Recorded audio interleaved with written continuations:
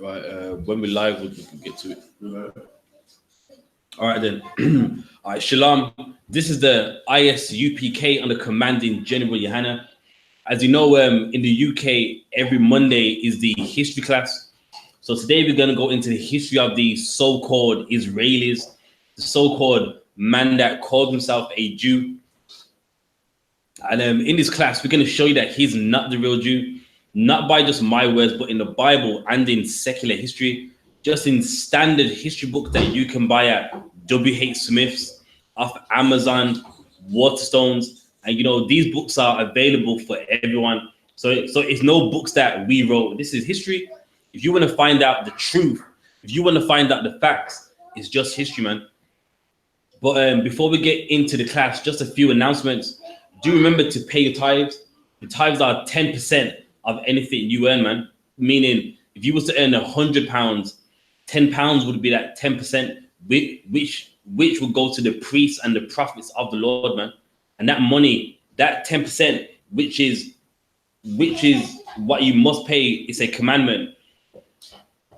That goes to feeding the homeless, making sure people have warm houses, making sure, you know what I mean, people's kids eat, man. So with that money, it goes a long way. But in the UK, we do classes 3 times a week, Monday, Wednesday, and a Thursday as well, all at the same time, 11 o'clock till 9 o'clock. So the Monday class is the history, you know what I mean, done by Officer Karafia, the odd once or twice myself. Then you got the Wednesday class, which is the law class, which is done by Officer Dumgabar. You know what I mean? Powerful classes, the breakdowns on point, everything, man. That's another class you don't want to miss. Then the Thursday class is the scripture breakdown class done by Captain Mashat Mayum. That's a powerful scripture breakdown class you don't want to miss, man. In there, we got people from London logging in, Magawa. You know what I mean? Obviously, you got the Birmingham school in the class.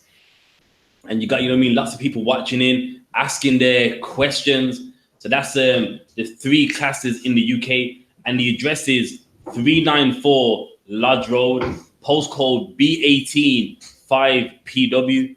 So with that being said, we're going to get into it. So now, as a black man, whenever you say you're a Jew, what usually happens? Someone laughs at you. So someone thinks like what you're saying is a joke. And why do people think that? Because people think the man that calls himself a Jew today, he is the real Jew. People look at a black man being a Jew. That's just so far-fetched. That's just such like a reach. And it's not a reach, man. Here's a problem. They don't know history and they don't know the Bible. You even got Christians that claim to read the Bible.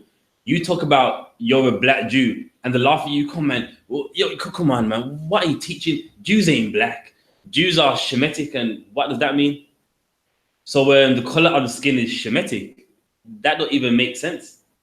And guess what? They've been taught to say that through religion, that the color don't matter. Meanwhile, when the white man says he's a Jew, don't answer him. Don't ever ask him, so can you show me that you're a Jew? Have you got some history? Can you, you know what I mean? Can you open up the Bible and show me that you're the Jew? And he can't do it. And he won't do it. And you want to know something that's even worse above all of that? No one won't even dare ask him.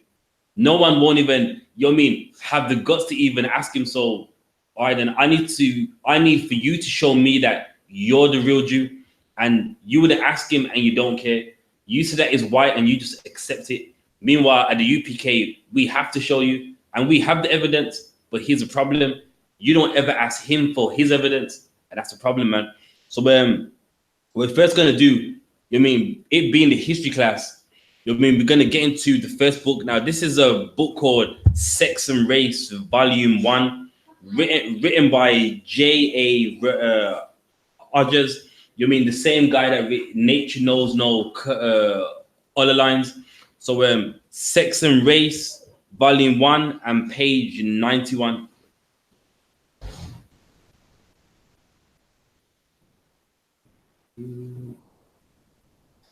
Yeah, page 91, then to page 92 and 93. Yeah, just the green highlight parts.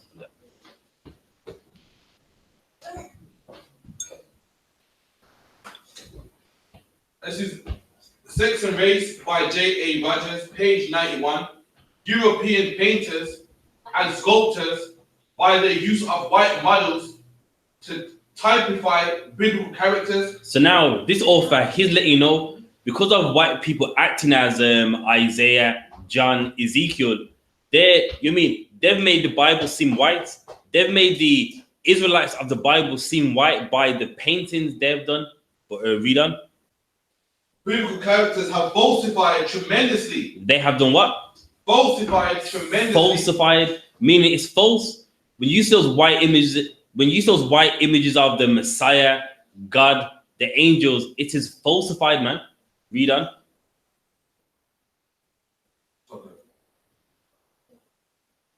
Physiognomy of the ancient Jews. We are familiar with the scores of portraits offered to us as Christ. But do good Christians ever think to stop and think what he really looked like? And now that's key. So people that read the Bible, aka Christians, do they ever stop and think how Christ really looked like? You mean you're reading the Bible about this great man? Doesn't it ever come in your mind how he looked like? And that's the problem. In the religion of Christianity, you're not taught to think. You're not taught to have a mind of your own and go, hang on, I'm reading this Bible and I believe he existed. How did this great man even look like? You mean he's a Jew? How did his race even look like? And they don't think that. But with that, that's for another class. But read on. Josephus, first century historian, described him as a dark skin and simple appearance. So now with Josephus, who's a Jew historian, he said that with Christ, he's black and was impelling appearance, meaning, you mean it didn't look flashy, lots of gold and the best things to wear. Just a very basic man. Read on. In the Hallalist suppressed portion of his work, the only picture I have ever seen of him as a Negro was in a certain luxurious palace of Cytherea in Paris. There's only one depiction of Christ being black in these modern times, and that is in France right now. You can skip to the next part, the other green highlighted parts. But the earliest Jews were all probability Negroes. There's now, according to this historian going, the Jews, they were Negroed, man, meaning black. So now, why is it people laugh when you say you're a Hebrew Israelite, so-called, when even historians know that ancient Jews, they were Negroid, man. They were black. Read on. Abraham, their ancestor, is said to have come from the Chaldea of the ancient Chaldeans. Read on. And the ancient Chaldeans were black. And Saki, read that last bit again. And the ancient Chaldeans were black. And the ancient Chaldeans, they were black. So why is it far-fetched when you talk about the people of the Bible being black and everyone laughs at you? So you're saying you're a Jew, and they laugh and smirk, and you know what I mean? When this is common sense, this is history, but here's the problem: they don't know history, and then their lack of information, they try to act like you're wrong when you're not wrong, man. You are the Jews. Christ is black. Abraham was black. All the Jews were black, man, and it's in history. Read on. The Chaldees, say Higgins, were originally Negroes. All right, so that's that. The next page is good too, but we can skip that. So now, you know what I mean? We got into history about the Jews being black, but now if we believe that the Bible is the word of God, then you know what does the Bible say about the Jews, man? What does the Bible say? What would happen to the Jews in the last days? Shouldn't you read that and see who it fits? Shouldn't you read that and see, well, who matches that? And that's the problem. Many people only know the Bible for God's all love, hold hands. But if you believe the Bible is of God, surely it's relevant in the last days. Surely what's in here is talking about the last days, man. You know what I mean? And that's the problem. Under Christianity, you're not taught to think about, you know what I mean, what's in the Bible. Is the Bible talking about what we are going through right now? Read on. I said, two relics of prehistoric Negroes have been discovered in this religion, in this region, Slakia. In this region, yeah. So now, if you don't believe that the people of the ancient East were black, there's 2 ancient relics showing you that they even look black. So if you believe Abraham wasn't black, Abraham was, what did that say, Shemitic looking? Well, the 2 oldest relics of that hemisphere, the people look Negroid, man. The people look black. Read on. It is even possible that the Jews originated not in Asia but in Africa. So now, why is this historian saying that the Jews originated in Africa? Why is this historian saying that? In Egypt, yeah. So now he's saying, well, for you to say that the Jews ain't black, that just don't make sense. How can you read the book of Exodus and you know that Exodus happening where? The Egyptian land, and look at hieroglyphs. Ancient Egyptians are dark-skinned black. And for you to go, Jews ain't black, or Jews don't have no dark skin, what Bible are you reading, man? What history have you got? And here's the thing, they ain't got none, man. All they got is opinions, man. Read on. Everything good? Gerald Massey has advanced considerable arguments in proof of that theory. Whatever was the original color of the Jews, they lived more than 4 centuries ago among Negroid Egyptians. And there, so all throughout the Bible, Jews even lived among black people, man. They lived amongst the Egyptians, the Canaanites, the Hittites, the Jebusites. And for someone to tell you Jews ain't black, what are they doing? Like, what are they reading? What history are they referencing? When it's common sense, Jews always lived among dark-skinned races of people and not following the commandments of the Lord, always even mixed with them, man. And then you say Jews ain't black. Jews are Shemitic looking, which don't even make sense. All right, what is a Shemitic look? Does anyone even know? That don't make no sense, man. You know what I mean? That is just a way of avoiding saying that the Jews are black, man. The Jews had thick lips and big noses, and that's in history. It's in relics. But I mean, no one never wants to deal with things like that. So now let's get in the Bible. Let's get Isaiah 59:9. So let's see what the Bible said, what will happen to the real Israelites in these last days for disobeying God, for not following his commandments, man, for serving strange gods. Let's find out. Isaiah 59:9. Therefore is judgment from far.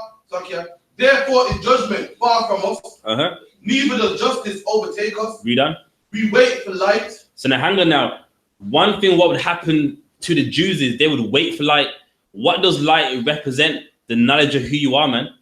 The commandments of God. And the last days, the real Jews, they're waiting on light. Not no man saying that he's a Jew. When he has the light, well, allegedly, according to his understanding, he knows who he is. He's got, you know what I mean, the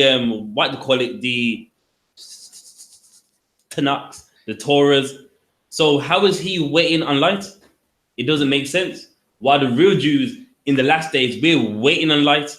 We're waiting on light in the mosque, waiting on light in the church, waiting on light in every ideology, every religion, man. Read on. But behold, obscurity for brightness, but we walk in darkness. So now we're looking for brightness, but we walk in darkness, showing that in the last days, the real Israelites won't know who they are. They're in darkness, even though they want to find light. And who's that? No one else but us, man. Right. We're in the church thinking we found some light, and we're in darkness, man.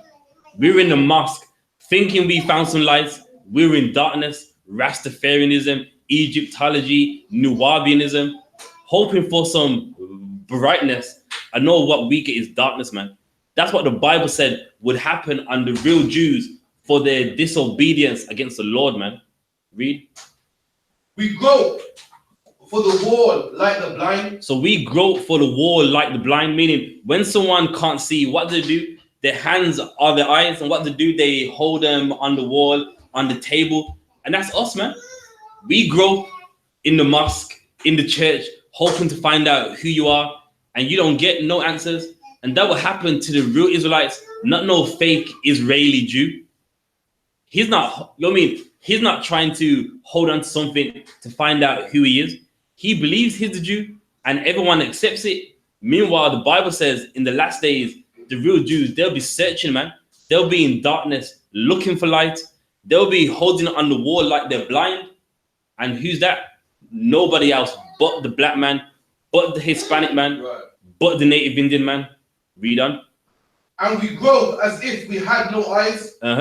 We stumble at noonday as in the night. Read on. We are in the desolate places as dead men. And then we as dead men, meaning we just left alone, man, not knowing who we are, where we originate from, not knowing nothing. And that's what the Bible said about the real Jews. Now, in the Bible that we read, a so-called Israeli, he can't show you nothing. You know what I mean? A lot of them don't even read the Bible. They read the Kabbalah and other so-called Jewish books. They don't read the Bible. They can't show you who they are in history and in the Bible. But us as blacks, Hispanics, and Native Indians, we can do it, man. We can do it in the Bible, in history, wherever you want to go. Read on. Verse 11, we roar all like bears and more like sore dogs. So we roar like bears, meaning we're searching, man, and we're in pain. So even while we're lost, we're in pain to find out who we are. What is our objective of life? Where do we originate from? And that's what the Bible said about you, black man. You're roaring as a bear in the mosque, hoping to find out who you are. You're roaring as a bear in the church, hoping to find out who you are. Roaring as a bear in every ideology, Pan-Africanism, Egyptology, hoping to find out who you are. Read on. We look for judgment, but there is none. For salvation, but it is far from us. And there in these religions, salvation, we're hoping for it, man. I've seen black people in the church hoping that, you know what I mean, with Christ, he would just save them, and there's none, man. The church ain't saved black people yet, man. There's black people in the mosque hoping to get saved, and Islam ain't saving us yet, man. So I can show you who I am in the Bible and history, but a so-called Jewish man, ask him that question, man. Stop asking us, and you might want to start asking him, because he ain't got the answers. He can't show you nothing, man. Only because he's white, you just accept him as being a Jew, but he's not the real Jew.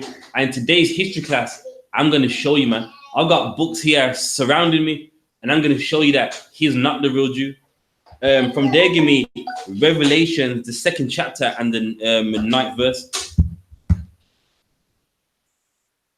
Revelations 2 and 9.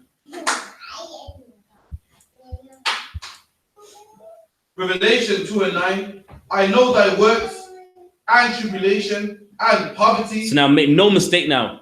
The Lord, he's talking to the real Jews. He's saying, I know thy works, the poverty. Meaning the Lord's seen us, man.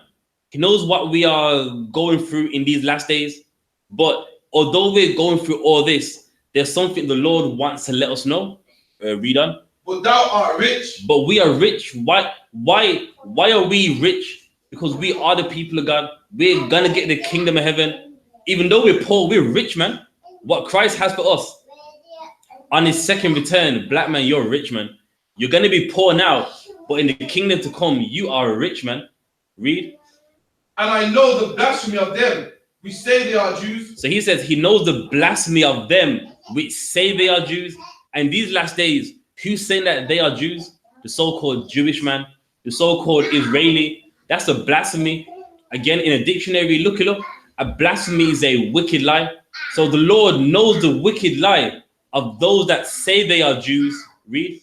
And are not. And are what? And are not. And are not. They are not the real Jews. They are not you, man. No Israeli isn't you, black man. He's imitating you.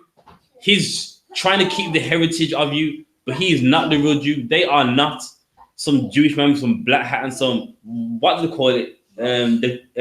Some like locks on his head side. He's not you, man. And do you know what they even do? Be like their wives, they even shave their hair bald to try and fit the cursing where Isaiah 3. They purposely shave their hair to try and be you, man. They are not the real Jews. Read on. But are the synagogue of Satan. But are the synagogue of Satan, man. The chief house of the devil, man. You want to find out where all wicked things, I wouldn't say originate from, but they but they are behind a lot of things, man. And in the history today, I'm going to get into some of it. I'm going to get into how a lot of them, they was behind even the transatlantic slave trade too, man. They financed a lot of the ships. They owned a lot of us, man. And we're going to get into all of that too, man. From there, going to get into a bit of history. Let me get the first book. About question. All right. Okay, then I'll get the question first before we get into the history. I think it's 1 John 23. Let me make sure. 3 and 2. 1 John 3 and 2. Beloved, now are we the sons of the Most High, and it does not yet appear what we shall be. But we know that when he shall appear, we shall be like him. Okay, so what he wants a breakdown on this. All right. Start from verse 1. 3 and 1. Behold, what manner of love the Father hath bestowed upon us. So now, with John, he's letting the people that was under him know what love has God bestowed upon us. Why is he saying this? Because our ancestors, they sinned, man. They didn't follow the Lord. And even after all of that, he sent Christ to give us a second chance. So he's letting them know what love has God bestowed upon us, meaning we got something we didn't even deserve it, man. And that's what John is letting them know. Read on. That we should be called the sons of the Most High. That we should be called the sons of the Most High. How do you become the sons of the Most High? When you obey God, man. When you keep his laws, his statutes and commandments. That's how you become the sons of God. Matter of fact, that's how we become the sons of God. Read on.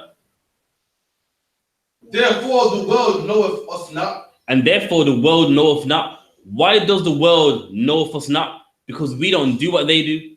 The world only knows their own. In the book of John, Yahushua said this, the world loveth their own. So the world don't know of us. Why? Because we are the sons of God, man. We don't do what they do. We don't accept what they accept. That's why the world knoweth us not. And that's why when you say that the real Jews are black, because the world knoweth you not, they laugh at you, man. But read on. Because it knew him not.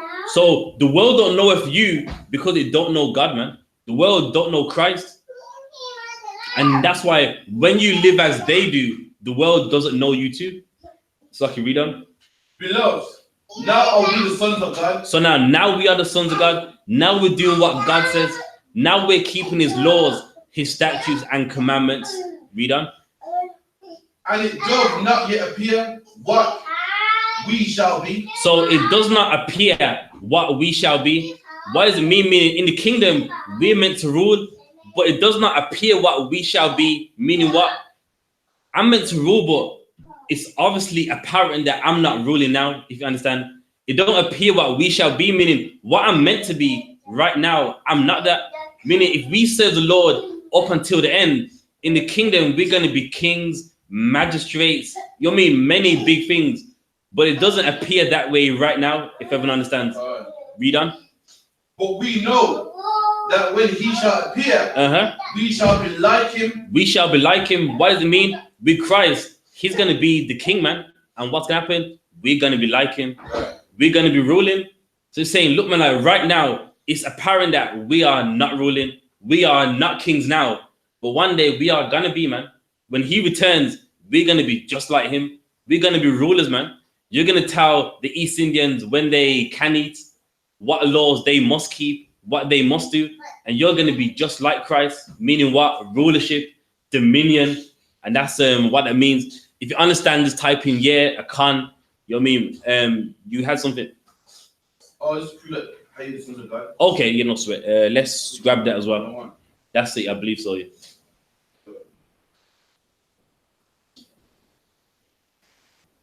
John 1 and 12. But as many as received him, to them gave he the power to become the sons of God. That's a good one too. So as many as received him, who's the him? Yahushua, Jesus Christ. So as many Israelites as received him, he gave them the ability or the power to become the sons of God, meaning they follow him, they walk in his steps. You can become the son of God also. And what did Christ do? Keep the laws, keep the high holidays, not sin. And likewise, he's the Son of God. And if you follow him, you become a son of God also, if everyone understands. All right, no sweat. So let's get into the first book of the day. Let's get into the 13th tribe, written by Arthur Osler. So for those of you that don't know, the historian of his book right here, he's a Jewish man as well. His mom was a Austrian Jew. Now, he wrote this book to show how much that he is a Jew. That's the original standpoint of his book. But then as he done his own research, he was like, wait a minute. We are not the real Jews. And you know what I mean? And he wrote about it, which a lot of people wouldn't.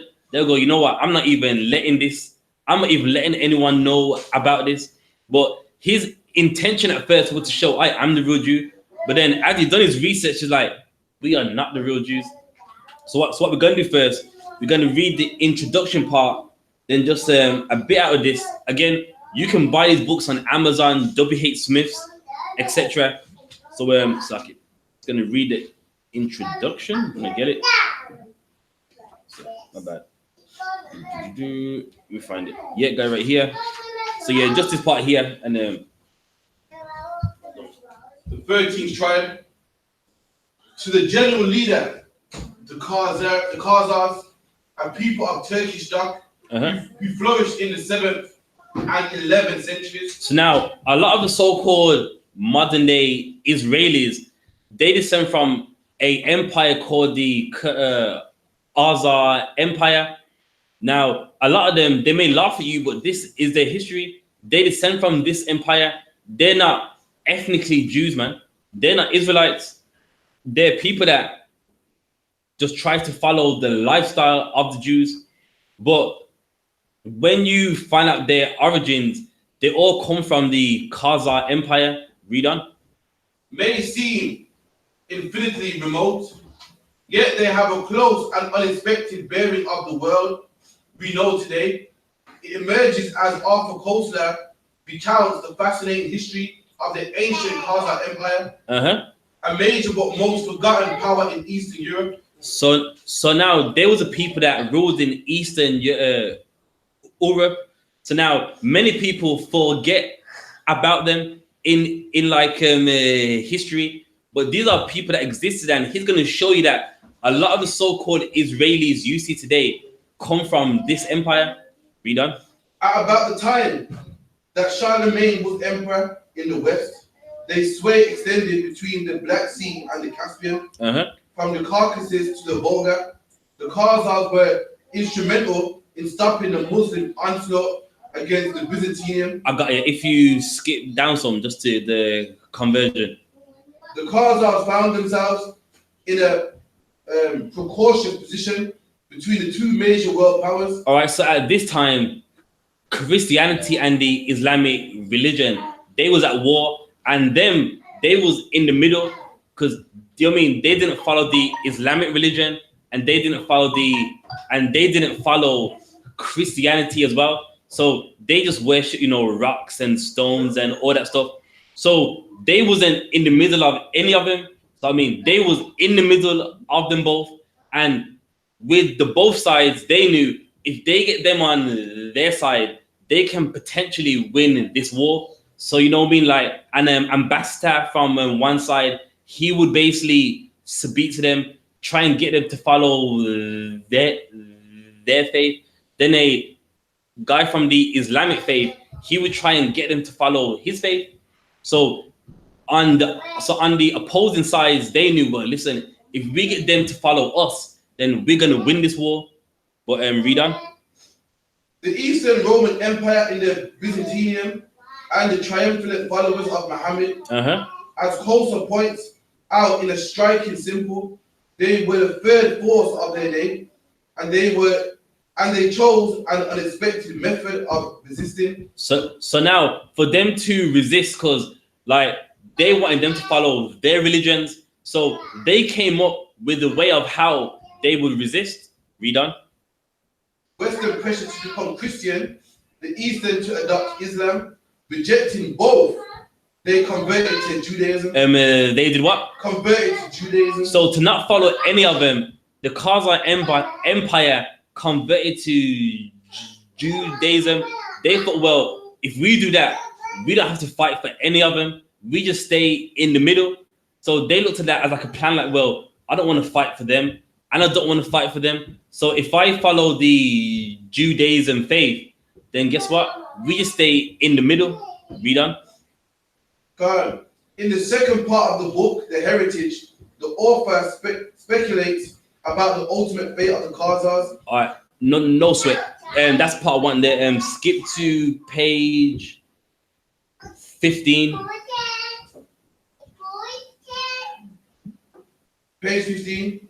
A few years later, probably AD 7040, the king, his court, and his military ruling class embraced the Jewish faith and Judaism because the state religion of the Khazars. So now at this time, they made that religion the religion of the whole empire. So the whole Khazarian empire, they embraced the Jewish faith. Read on. No doubt, their contemporaries were as astonished by this decision as modern scholars were when they came across the evidence. So now the people that were surrounding them, they were astonished, like, why? Like, you could just follow us. But there was a reason why they did that, so that they didn't have to get involved in the war that they was having. They could just stay in the middle. Read on. The availability in Russian and Hebrew sources, one of the most recent comments is to be found in a work by the Hungarian Marxist historian, Dr. Antal Behar. His book on the Magyar society in English in the 9th century has several chapters on the Khazars, as during most of the period of the Hungarians were ruled by them. I got you. So now, what he's doing is he's even referencing other historians. So in the Hungary,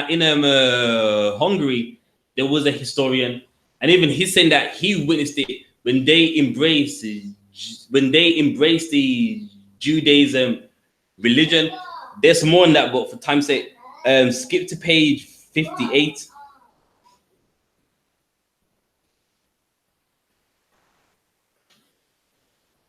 Page 58. The religion of Hebrews, writes Bury, had exercised a profound influence on the creed of Islam, and it had been a basis for Christianity. So now, with the king that said, you know what, we're going to make Judaism our religion, he heard about, well, okay, these two religions that are at war, it seems like they both come from it both comes from the Jews. So it's like, well, hang on, like, you know what I mean? If they both come from one source, then why would I follow, you know what I mean, the Islamic faith or Christianity if they seem to have one source? Read on. And it has been the basis of Christianity. It had won scattered proselytes, but the conversion of the Khazars to the undiluted religion of Jehovah is unique in history. So now with the king saying, listen, man, like, if these two religions come from this, then damn, like, what am I doing following either of them? I'm better off just following the source. In the book, what do you call it? Undiluted. I mean, it's better that I just follow the religion as a whole than follow yours. Usually I was just following the offsprings. I might as well follow the source of it. Read on. God. Stop here. What was the motivation of this unique event? It is not easy to get under the skin of the Khazar prince, covered as it was by the coat of mail. But if we reason in terms of power politics, which obey essentially the same rules throughout the ages, a fairly plausible analogy offers itself. So it was an offer. So with his king, he knew, well, I don't really want to get into any war. So if I just follow that faith, then, you know what I mean, it keeps me out of harm's way. So it wasn't that he believed in the Bible and that he looked at it as well, like, yo, like, you know what I mean, this will stop my empire from getting involved in any unnecessary wars. And now from this empire, this is where a lot of Jewish people originate from. Skip to page 60. Actually, no. We can drop that book right there.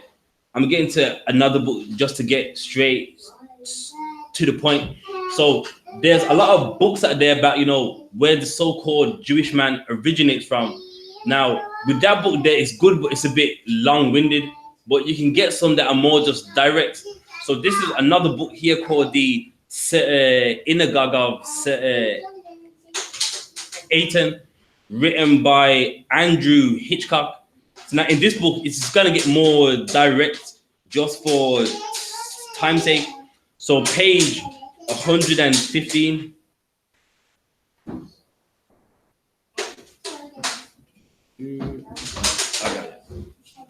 Yeah.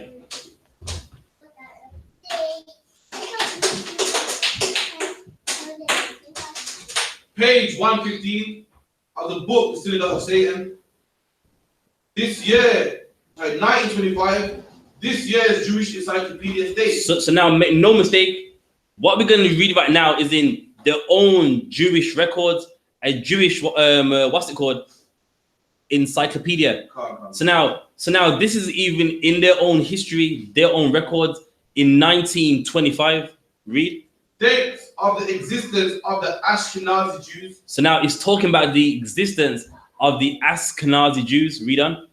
Who represent approximately 90% of the so-called world Jewry. So now it's talking about the Ashkenazi Jew represents 90% of the so-called Jewish population. Read on.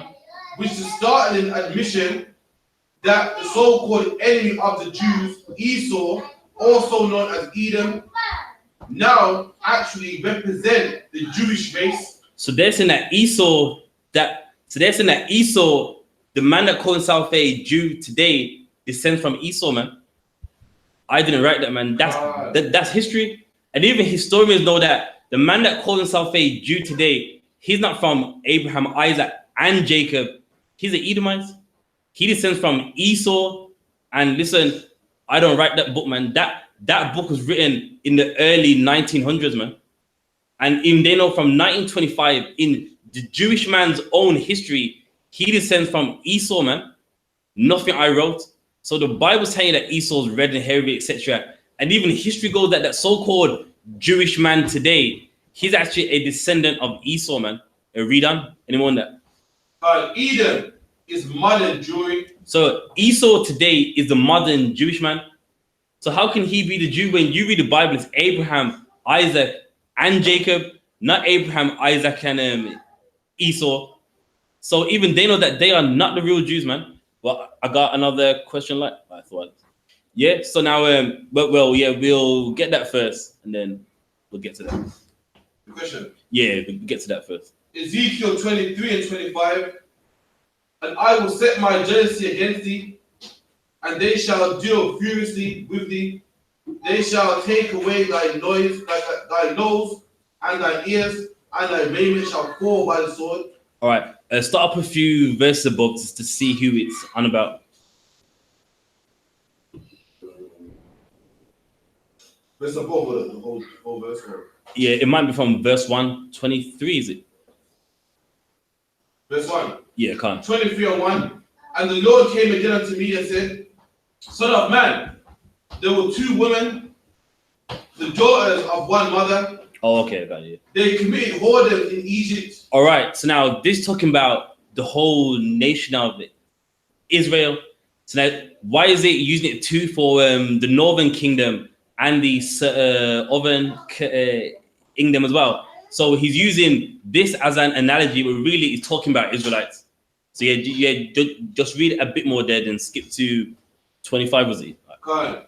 They committed whoredom in Egypt. They committed whoredom in their youth. So now he's talking about what we did, man. We committed whoredoms. What whoredoms is it talking about? If you serve another God as an Israelite, you are committing whoredoms. If you know what I mean, don't serve the Lord, you are committing whoredoms. And that's what we did, man, in Egypt and in our youth, meaning when we had our own land, when the Lord delivered us from our enemies in our youth. Like it. we just committed whoredoms. Read on. God. There were their breasts pressed, and they bruised their teeth of their virginity. Also, it means that we became whores, meaning, you mean we was young and fine and we just whored ourselves, meaning we went serving other gods, breaking all of God's laws. You can skip to verse 25. Verse 25, and I will set my jealousy against thee. So now the Lord's saying he's going to set his jealousy against us. Why? Because like any husband, you don't want your wife holding with someone else. And the Lord, he's jealous when we serve another God. Just like any man that loves his wife, he's jealous. You mean your wife can't leave and you're like, well, okay, then you want to be happy. As a man, you get jealous. And when we serve another God, the Lord's the same way, man. He's jealous. So if you read it in verse 25 again. And I will set my jealousy against thee, and they shall deal furiously with thee. And now who is the they? The other nations. So because the Lord, he is against us, he's going to set the other nations against us. That's the they. And they're going to deal furious against us, man. As what you see, they rob us blind, kill us, make us serve their gods, or they always have their religions in your face. They're dealing furious against us. Read on. And they shall take away thy nose and thine ears, and thy raiment shall fall by the sword. They shall take thy sons and daughters, and thy residue shall be devoured by fire. Meaning these nations are going to take everything. And that's what you see right now, man. Anything you invent, what happens, the face of it isn't you. It's always someone else. Anything you put your effort into, all the accolades, who's it go to? Another nation. And that's what the Lord says. Because we don't serve him, he's going to let these nations take our ears, our nose, meaning in a more easy way, just take everything. Your nose, your features, your clothes, meaning everything that you do is going to go to another nation. So if that answers, give me a con, give me a one. Any more than that? Pretty much the same thing. All right, then fair enough. Then where was we in the book? Synagogue of Satan. Was that it on that? All right, no sweat. Give me Genesis 36 and 1.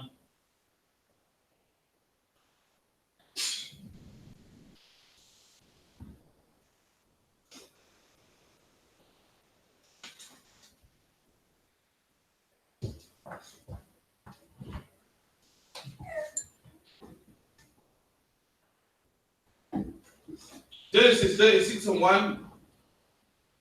Now these are the generations of Esau, who is Edom. So now that lets you know, even in the Bible, Esau is Edom. And like in a book that we read, that the so-called Israeli today, he's an Edomite, he's from Esau.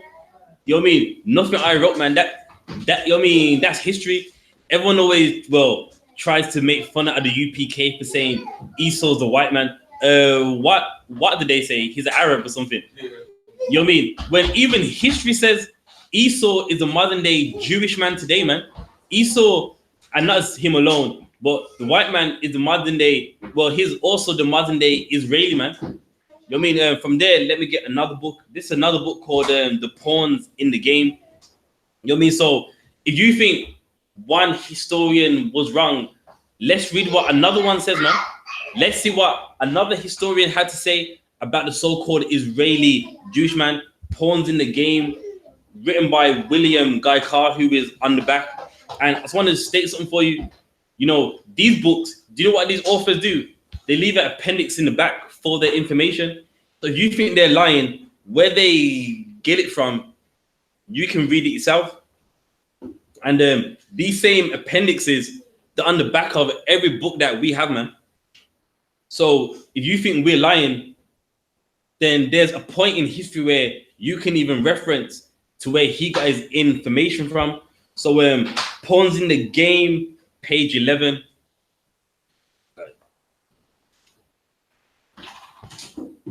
For the book Pawns in the Game, today the term Jew is used very loosely to define people who have set one time or another embrace the Jewish faith. So now this author, in this aspect, he's right. The term nowadays Jew is just loose to anyone that believes in God and Abraham, Isaac, and Jacob. when to be a Jew, you are a Jew by birth, man.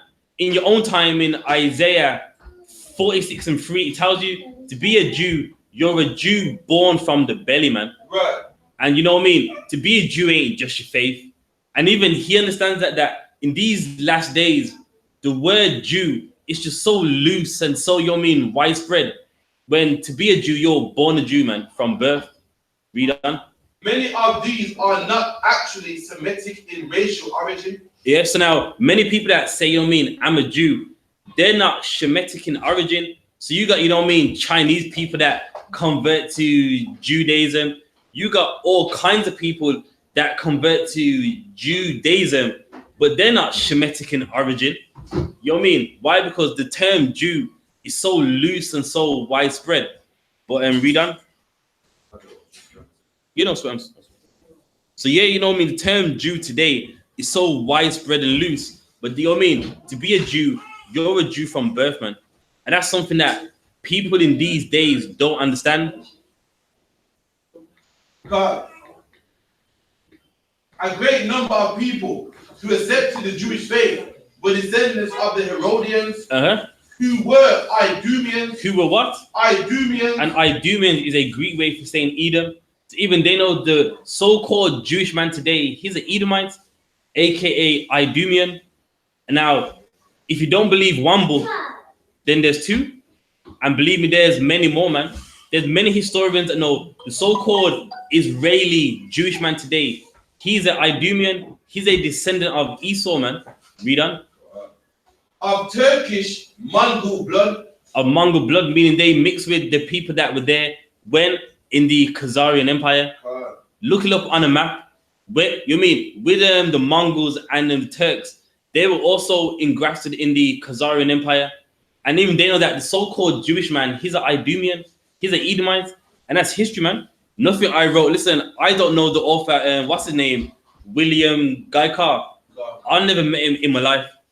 But through his research, even he knows that the modern day Israeli, the Jewish man, he's an Idumean, he's an Edomite, man. So the UPK, we're right when we say that the white man is the Edomite. Right. And history also shows it. Esau ain't the Arabs. Esau ain't some family of Arabs, man. I don't know who says that, and I don't know why you would say when. How can you read the Bible and say Esau's the Arabs?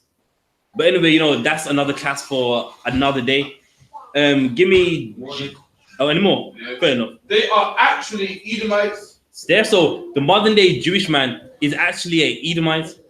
Nothing I wrote. This is history, and if you don't believe me, there's references in the back. There's an appendix in the back for you to get a source of the information. So if you think he wrote it off his own opinion, then you don't know what you don't know what you're talking about anymore on that. I know, swear. Give me Genesis 36:8.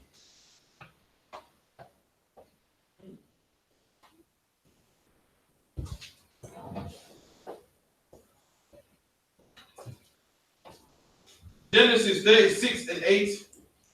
Thus dwelt Esau in Mount Seir. So now keep it in mind, Esau dwelt in the mountains. So at one point in time, he dwelt in that mountain called Mount Seir. Now, why is that key? I'm going to get into a history book later on. It's going to show you that, you know what I mean, the white man dwelling in mountains is how it's always been. And even in the medieval times, that was how the white man lived, man. So I can just read that one more time for me when you get a chance. Thus dwelt Esau in Mount Seir. So Esau dwelt in the mountains, man. Where you get the so-called caveman from. You know what I mean? Now, I'm gonna get some history to back that up. But Esau dwelt in the mountains. What's the other one in the book of Obadiah about in the clefts of the rocks? Yeah, let's grab that one as well.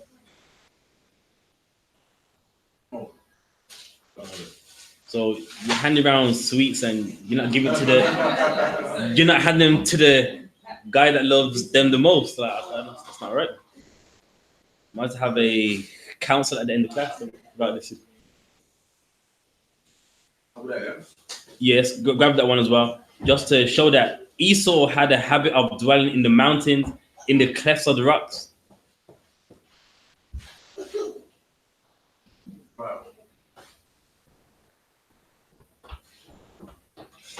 Obadiah 1:3.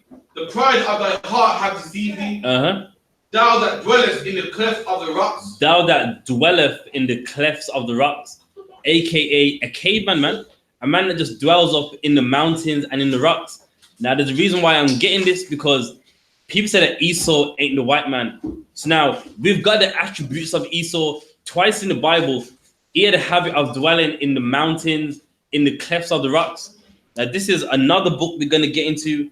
This is a book written by Michael Bradley called The Chosen People from the And now, in this book here, it's going to show you that the white man is the Edomites and that they dwell in the clefts of the rocks. And then it's going to even get in specific to even what race of people match the caveman the most.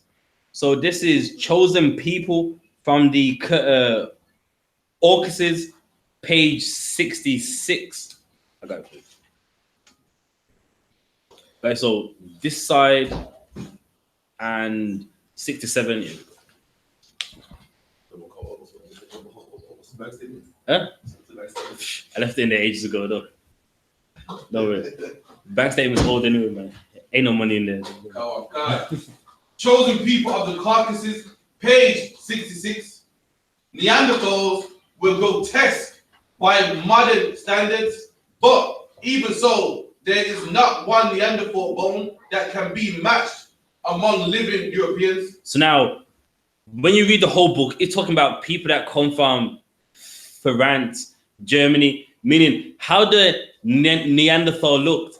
It doesn't match the white man that lives in France, Germany. Why? Because obviously they've mixed with other people. They are Edomites here. But of course, over time, you know what I mean, who like the Moors and people like that. So people have mixed to some degree. So the Neanderthal, it doesn't match every European. So it doesn't match the English, the Scottish, etc. But read on. Understudy and broad Neanderthal feet, Kuhn said, they look like Russian feet. So what? So now on the Neanderthal's feet. So the man that was in the caves eating lice, you know what I mean, just living base. His feet match Russian feet. So a Russian man, his physique matches the Neanderthal, but also someone else. Let's read on. Rather than English feet. Of the equally massive hands and arms, Kuhn said that they were not noticeably different from the hands and arms of hard-working Europeans today. Among modern Caucasian people, some Slavs and many Jews. Who? Many Jews. Many Jews read. One can see pure Neanderthal noses. There, so now with that big Jewish nose that they had, the so-called Neanderthal, the man who was in the cave eating his lice, eating his feces, he had the same nose like the so-called Israeli. So white people are the original Neanderthals, man, and their traits in one way or another, whether it's hands, whether it's feet, match it, but the nose matches the so-called Israeli. So the Neanderthal had a Jewish nose, man, and they're saying that. So now the people that, you know what I mean, saw how the Neanderthal looked to some degree, how it looked like, had the Jewish nose, and even look there, that's a Jewish man's nose right there. If you want to screen share that for people. You know what I mean? That's the nose that the Neanderthal had. And that's the Jewish nose right there, man. You know what I mean? That, I like, well, for time's sake it won't, but that's the Jewish nose right there. And then that the Neanderthal had a Jewish nose. And many of their traits match the European, whether it's feet, whether it's hands. And what did the Neanderthal do? He lived in the mountains, in caves. And in the Bible, what did it say about Esau?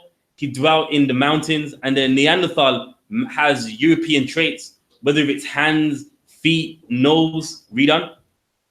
Just like the plaster reconstructions of Neanderthal faces, reposing in the University Museum in the University of Pennsylvania, where Dr. Carlton Kuhn was professor emeritus and anthropology. There's now with this guy, he's saying, listen, like to say that the Neanderthal ain't white people, then you know what I mean, who would it be? Why? Because the Neanderthal had, you know what I mean, European hands. It's not like of like one sect. They had like the Neanderthal had European feet and like the nose as well. So in some way, state or form, the Neanderthal can be traced back to the modern day Europeans, man.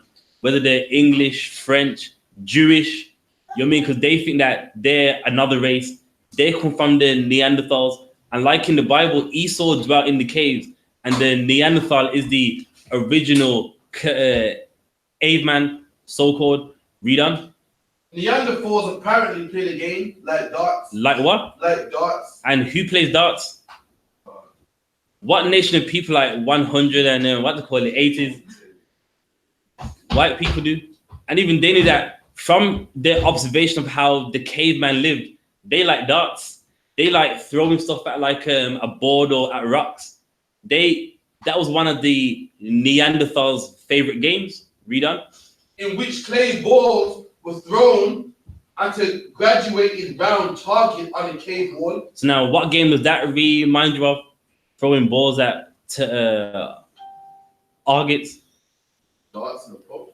Darts in the pub. Or what about the other game you're talking about? The bowling. It's talking about that. So it's saying that even the games that the Europeans play today, the caveman like them games too. The darts and just to throw around things and just, you know what I mean? So to say that Esau ain't the white man, that don't make no sense, man.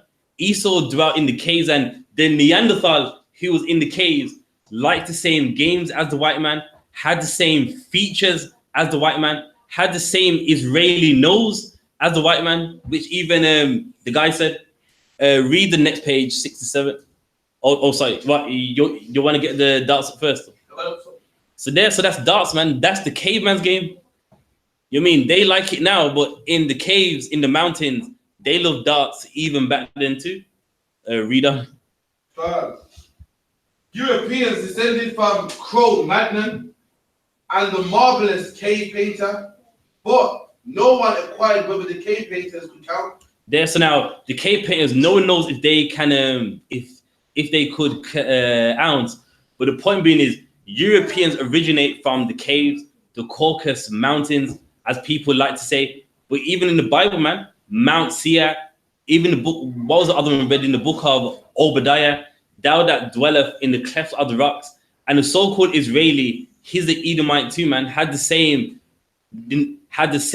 Neanderthal nose. So no one cannot say, you know what I mean, that the Israeli is the real Jew. He's not the real Jew. We've read in books where they descend from Esau, and they even have Edomite traits.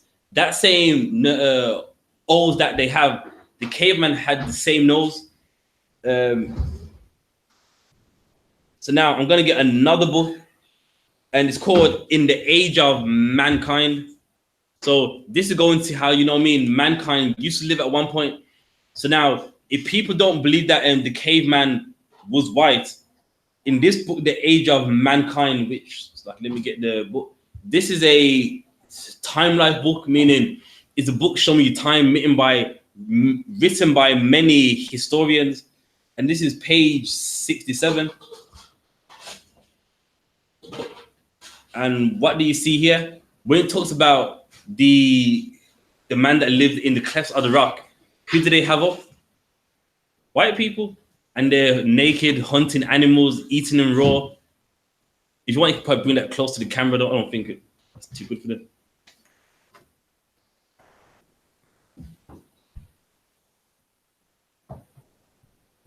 And even the subtitle is called Hunters or Scavengers, meaning they're debating on, was that just them hunting or was it them in the mountains living as scavengers?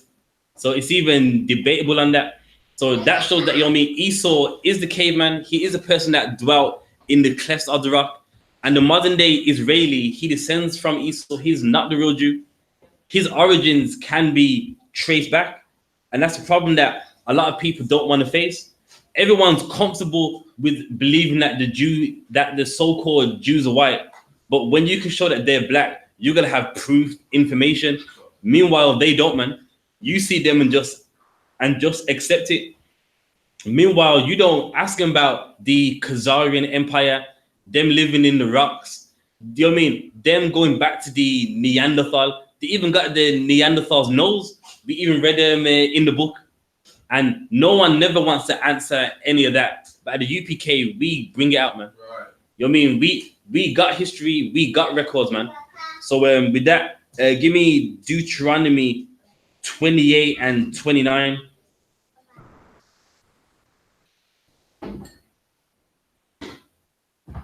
Deuteronomy 28 and 29.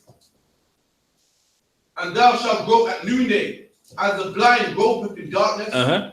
And thou shalt not prosper in thy ways. So now the Lord's saying to the real Jews, you won't prosper in your ways, meaning you won't be rich, nothing won't work out for you. So now what we're going to do is, if you believe in the Bible, then there's no shadow of a doubt that the Jewish man, he can't be the Jew. All throughout history, he's been rich, he's benefited of everything, and we're going to get into that too. We're going to get into how they're some of the richest people in the world, man. Have the richest armies in the world, have the richest weaponry in the world. Meanwhile, the Bible's saying the real Jews, they won't prosper in their ways, meaning whatever they want to do, because they don't serve the Lord, it won't work out. Because they won't serve the Lord, nothing good will ever come their way, man. So if you could skip to the 32nd verse of Deuteronomy. Verse 32. Thy sons and thy daughters shall be given to another people, and thine eyes shall look and fail with longing for them. So now this talking about the slavery that we went through, man. Your sons and your daughters, they were taken away from you, and your eyes looked with failing, meaning your eyes are looking sad, like, what can I do? It's like,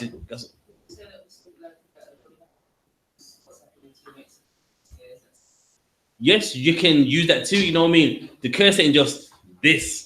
Of course, for us as blacks and Hispanics, all of us fit the curse in one way, shape, or form. So for us, this is in like the slavery in the 1600s, and today it's for the tribe of I.S.U.P.K, where their sons and daughters get took from them, and their eyes are failing. Like, what can I do?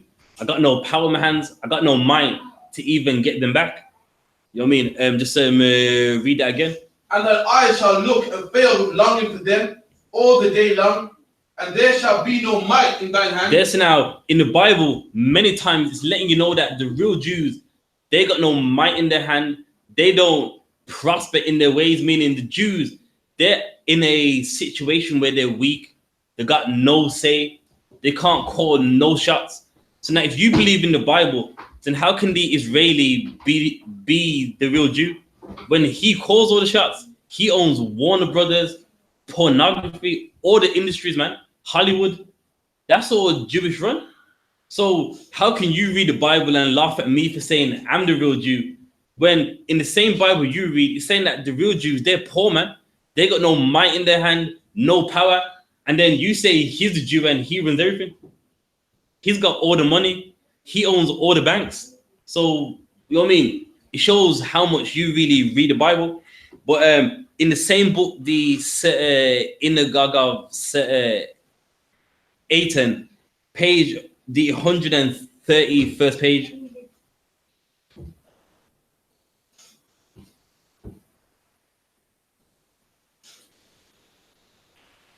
Page what, 134? 131. Page 131 in the book of the Synagogue of Satan. 1935, between 1930 and 1935, Elizabeth Dunham publishes her 4-volume set, documents illustrative of the history of the slave trade of America. There's now this author in 1935. She's talking about the history of slavery in America. Read on. This shows that the Jews totally dominated the trade in African slaves. They did what? Totally dominated the trade in African slaves. So now the Israeli Jewish man, he dominated the African, well, as what they like to call the African slave trade. He dominated it, Jewish people. Meanwhile, in the Bible, it says the real Jews, they have no might in their hand. They don't prosper in their ways. Meanwhile, the Jewish man dominated it, man. Our ancestors in shackles and in chains. The Jewish man dominated it, man. All the insurance on the slaves, all the making of the ships. A Jewish man, it was him that dominated it. Read on. God, to America, and at least 15 of the ships used to transport the slaves were owned by Jews. And they were what? Owned by Jews. So even the ships, 15 of them in like one go, they were owned by Jews. And then people are like, Jewish people are so friendly and they just want to just keep their head down and just, you know what I mean, live life. But meanwhile, they ran your oppression. When you was in shackles and in chains, it was Jewish people that financed that, man. All the ships, all the insurance on you. They was behind it. They dominated it. And then what now? The Bible's saying the real Jews, they're poor, no might in their hand. Thy sons and thy daughters, you know what I mean? They would be aching away from them.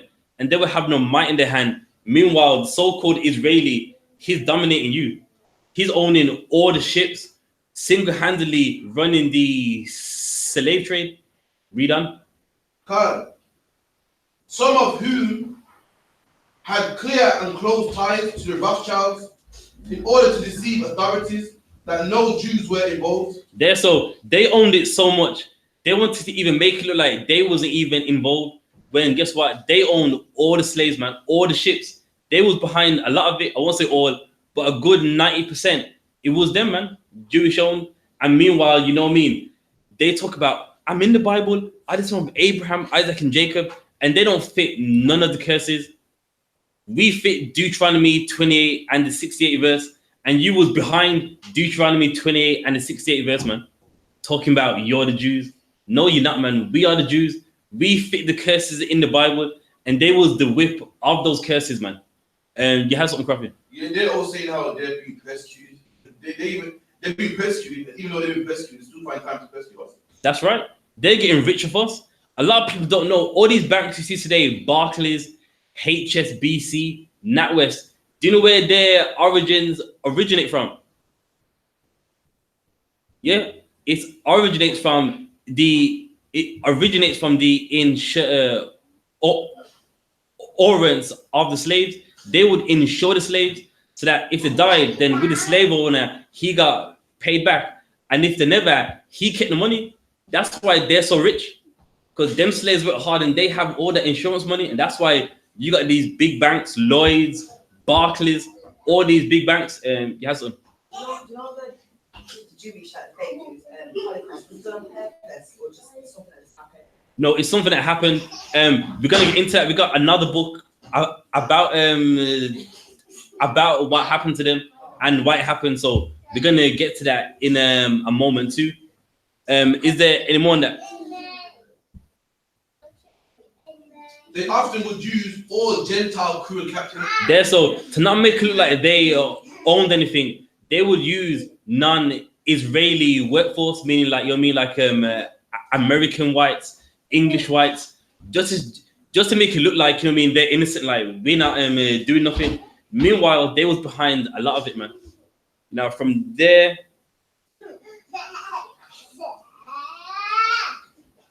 like it. From there, this is another book. This is called The Black Holocaust for Beginners. So I mean, this book is nice and basic, nice and easy to understand. And we're gonna get page 21. Yes, it did. Yeah, all that, even the black part there. Okay. Page 21 of Black Holocaust for Beginners. The Browns also received support from another merchant prince, profiling heavily from the slave trade.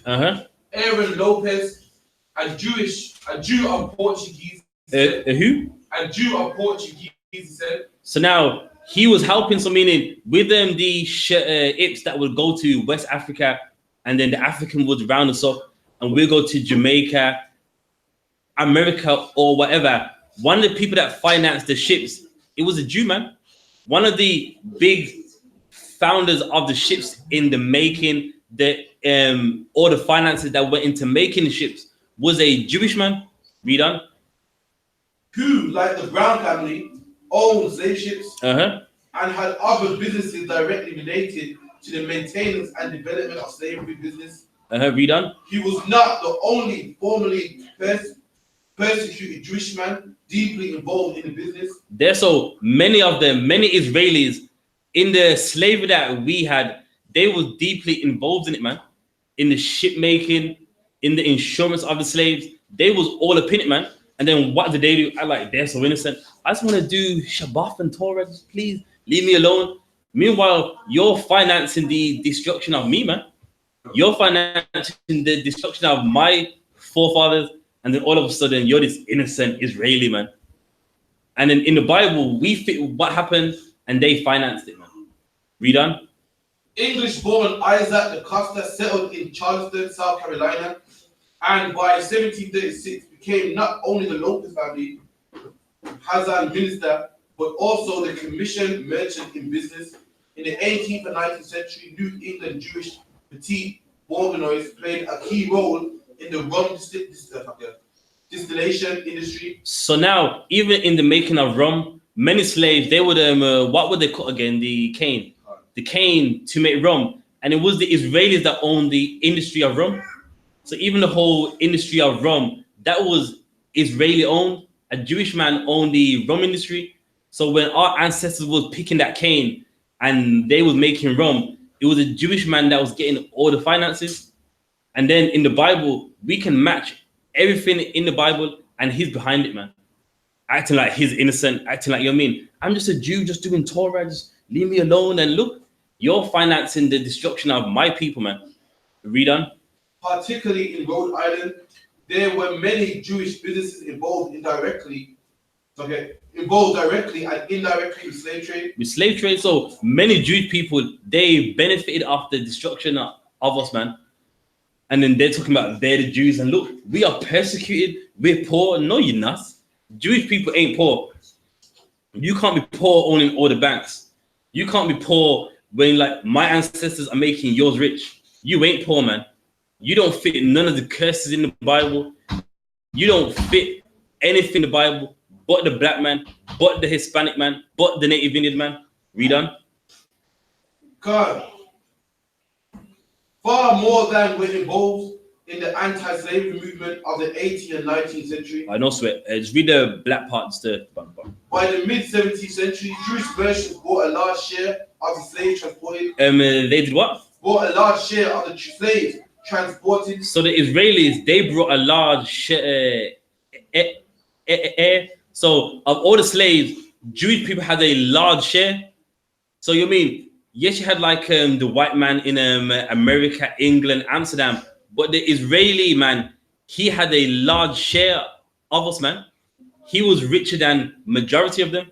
Read on. By the Dutch West India Company, and then retailed them to the Portuguese planters on credit, arousing complaints by high interest rates. So now they would have the slaves and they will sell them to the and then they was complaining saying that with the rates they was really high. So they had a big influence in all of this. Drop that. Give me Revelations 3 and 9.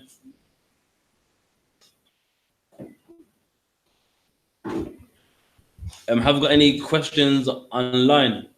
Oh, that's fine. Any good statements? Good enough for me. Revelations 3 and 9. Behold, I will make them of the synagogue of Satan, which say they are Jews and are not. So now it's saying those that say they are Jews and are not. Read on. Behold, I will make them of the synagogue of Satan, which say they are Jews and are not, but do lie. But do lie, and that's the Jewish man. Claiming he's a Jew and is not, but does lie. And that's what they're doing, man. They're lying, pretending to be you. They're lying with your history. They're claiming something that ain't theirs, man. It's like me wanting to be something I'm not. I can't be Japanese. I can, learn to use the katana. I'm still not Japanese.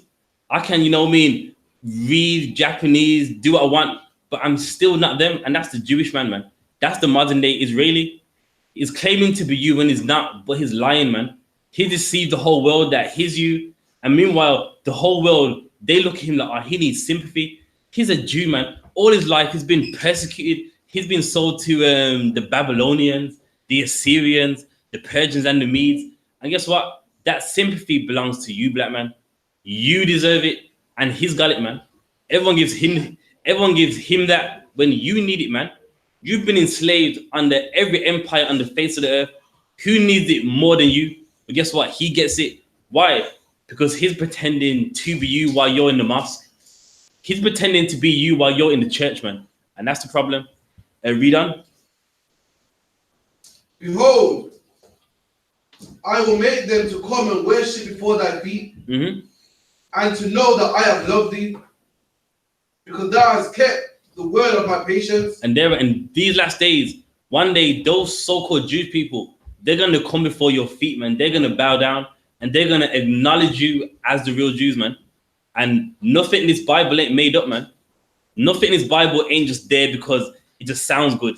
One day, they're going to worship before your feet, man. That Israeli Jew, he's going to bow down with that black hat and those locks on his head side. And you know what? You're the real Jew, man. You descend from Abraham, Isaac, and Jacob. He's going to acknowledge you as the real Jew.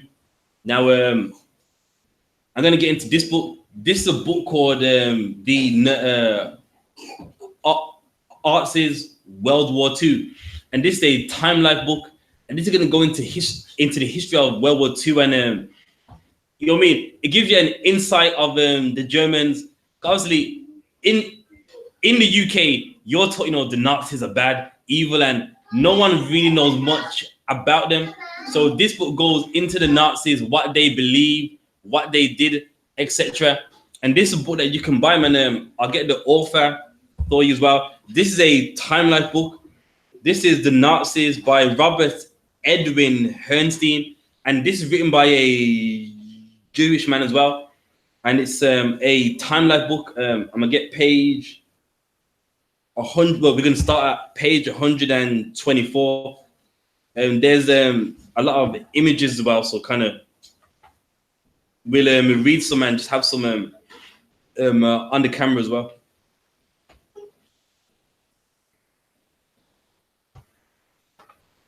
All right, no sweat. So this is page 124. So this goes into why Hitler had the campaign against the modern day Israelis. You know, so yeah, we'll get to the images once you read it. Page 124. Jews are to blame for everything. So now he said the Jews are to blame for everything. Now he's gonna explain why. Hitler didn't just hate Jews because, you know, of how they looked. There was a logical reason why he did. Read on. In 1933, when the Nazi Party took control of Germany, less than 1% of the 66 million population were Jewish. So now there was only 1% of everyone. So the Jewish population was only 1%. But read on. And yet, to hear the Nazis, Germany was at the mercies of the Jewish. So now they was at the mercy of 1%. Imagine that.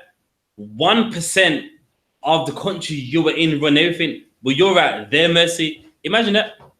There's so many of you, and the Jewish population is only 1%, and you're at their mercy. You're like, you know, please, Jewish man, you know what I mean? We need your finances. Read on. They were to be found behind every wicked scheme. They were what? To be found behind every wicked scheme. So now the so-called Jewish man, Hitler says he was behind every wicked scheme, even though he's 1%. He was like, this ain't right, man. I'm at the mercy of 1%. You mean, from my understanding, this is our country, and the 1% is ruling us, and they're behind every wicked scheme. Read on. God. The Jews had helped engineer the humiliating German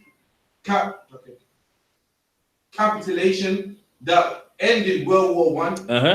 The Jews controlled the international financial networks that kept Germany in desperate poverty. So now, a lot of people don't know this part here. He didn't hate an Israeli man because of how he looked.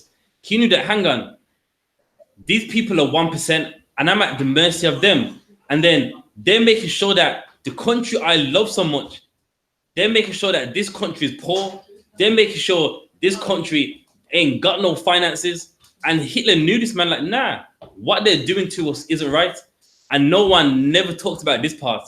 What do they like to do? Is make the Nazis look bad and evil when they had a reason for not liking Jewish people, because they're behind making their country suffer, making their country poor through their financial system. Read on. The Jews said the Nazis were physically repulsive and obscenely oversexed.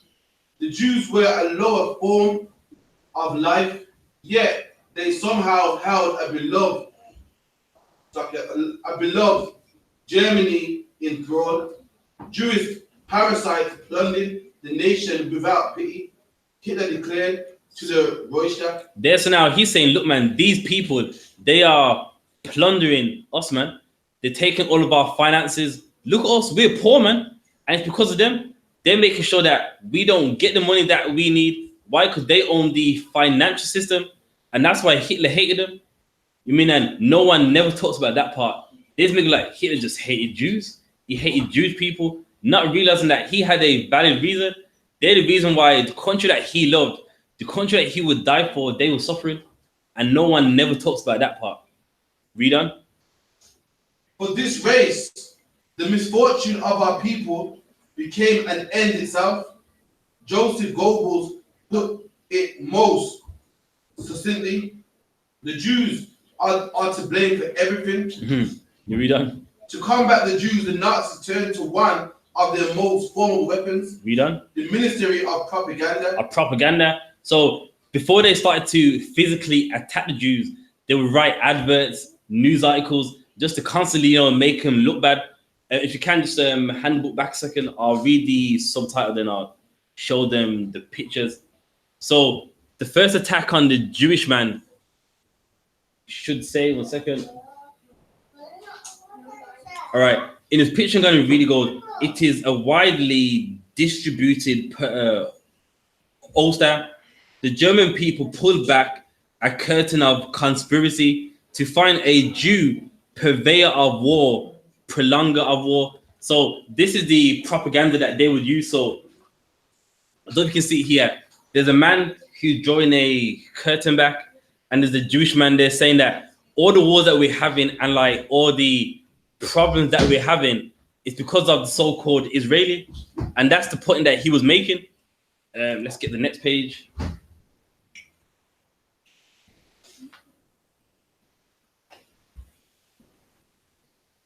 Well, yeah, so it's going to more propaganda on the Jewish people. So even here, this is another one that they did. So there's a rabbi right there.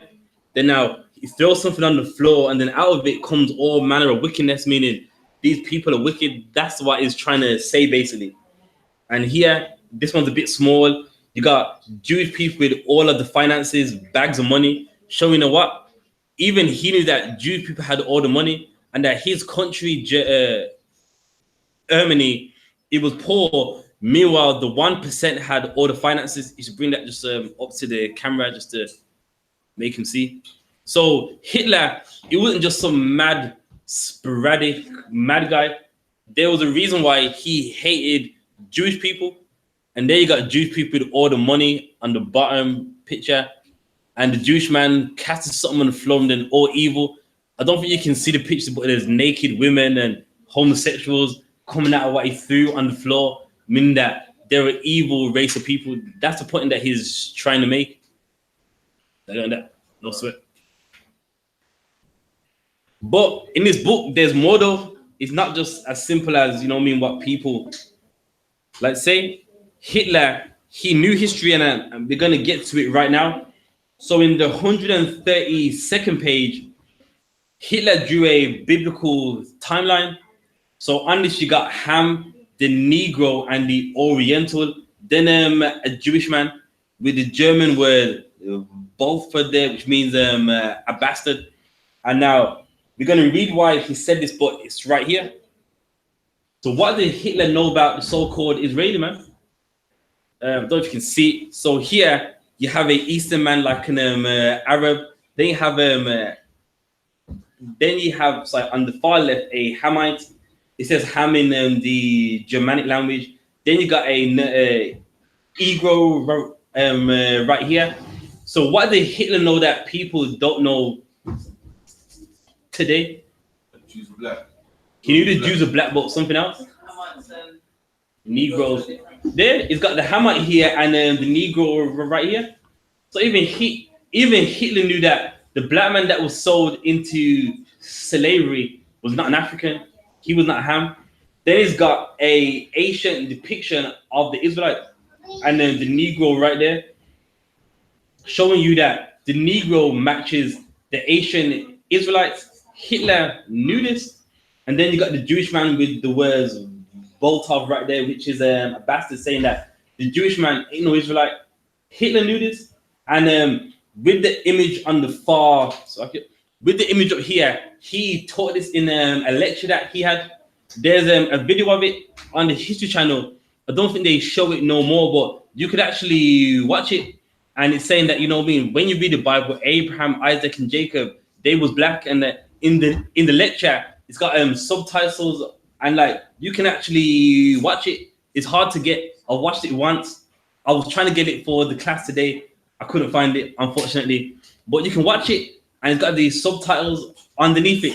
I hate this saying, listen, these people ain't the real Jews, man. That's just got a bastard right there. And he taught this in a lecture. And the guy in the grave, that is Hitler's right-hand man, his lieutenant right there. And he taught it to his, basically, he taught them that the so-called Israeli ain't the real Jew. If you can read the highlighted part just up here, and then just pull it on the camera just to make them see it as well. At the top right for you, yeah. Koblitz and Hitler personally appraised a new German movie. So now they made movies. So it was a film showing you that the so-called Jewish man is not the real Jew. It's a film. If you get it, please email me, ring me. I've only watched it once, and it's good to show that how the Jews were black. Even Hitler, it was teaching his army all of this history. Read on. The Führer complained that films that espoused the Nazi line were too scarce. Goebbels rushed a pair of anti-Semitic pictures into production. In one segment of a Nazi instructional film, the generic heritage of the Jew is... So make no mistake, in that film, he's talking about the genetic heritage of the Jew. So Hitler's going to what genealogy do the Jews, the real Jews, come from? Read on. Purportedly traced to Oriental Negro. Oriental who? Negro. Oriental Negro meaning East. Orient just means East. So a Negro of the East. So even Hitler knew that, and even Hitler knew that Africans and the Negroes of the East are two different things. Now, who are those Negroes of the East? We are, man. We come from the land of Israel, which people say is in where? The Middle East. So even he knew that a Hamite and a Oriental Negro, they weren't the same. And Hitler's saying that with the Jews, they come from the Oriental Negro, meaning a black man from the East. Africans, you mean they have the land of Ham. Read on. And Hamitic people. Hence the film concludes, the Jew is a bastard. The who? Jew is a bastard. So the so-called Jewish man, he's a bastard. He's like, well, he's not the father of Abraham, Isaac, and Jacob. He's a bastard, man. And that's why in that diagram right there, he has, you know what I mean, how the Jews would have looked like. He even has the hieroglyphs of Exodus and shows you that how the Jews would have looked like, and the Jewish man is a bastard. So the one with doors, the rent cloth, that's the hieroglyphs. The one next to Ham. So that's showing you in Exodus. Of course, we follow the customs of the Egyptians, so we will shave our hair off and all that. But that's how Israelites were in Egypt, and they don't look white. And then it's got the Jewish man as bastard, meaning he knows that look. You know what I mean? From my biblical research, real Jews look like that, and you don't look like that. You got the Neanderthal nose, You don't look like no Jews, man. And Hitler understood that, man. You know what I mean? Hitler done his research. Now, with that being said, you know what I mean? There's even this book here, the Bible as history. Now, with this book, it's not really a book to read, it's just history on the Bible. So it's got lots of images in it. And we're going to go into Exodus and see the color of the Jews, man. Get that.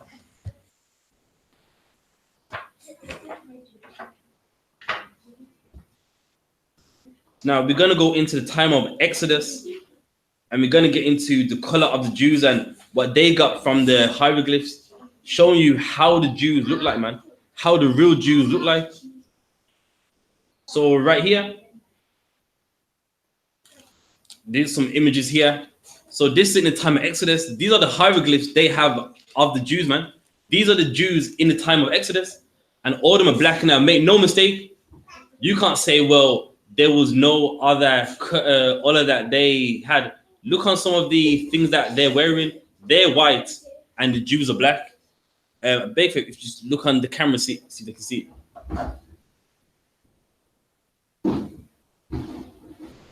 That's a bit too far, yeah. And believe me, it's got images upon images of the Israelites in the time of Exodus, man.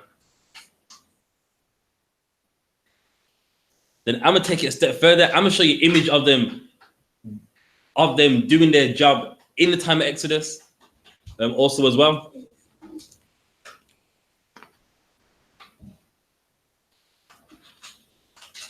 Good.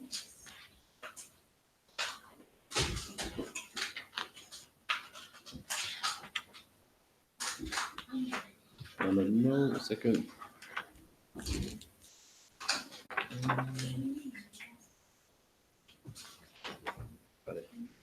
Back one. Even this one right here. So now, with this guy here, he was told to do a depiction of what the Israelites would have done in the time of Exodus.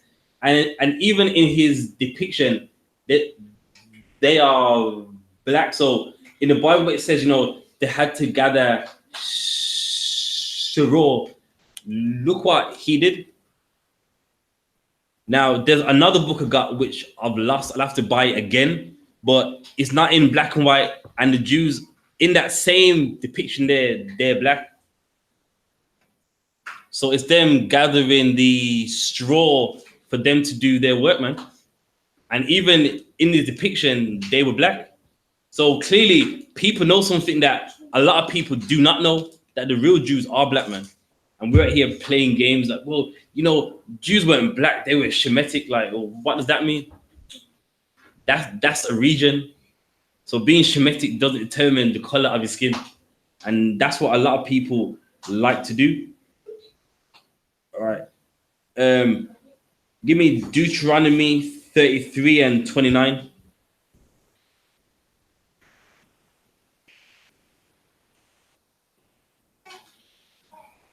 Deuteronomy 33 and 29.